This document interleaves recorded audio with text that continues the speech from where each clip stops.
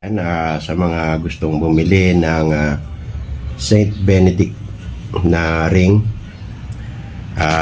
yan po ay nabibili sa TikTok.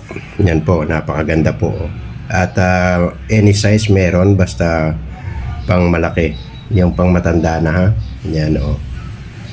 Ito po ay nabili ko ng 285 lang sa TikTok.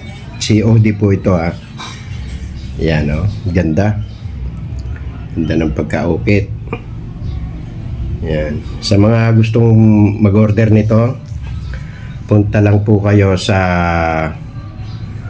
description box ng video ito. Mag-iiwan po ako doon ng link ng TikTok para pindutin nyo lang po yon nang kayo po ay maka-order ng ganito.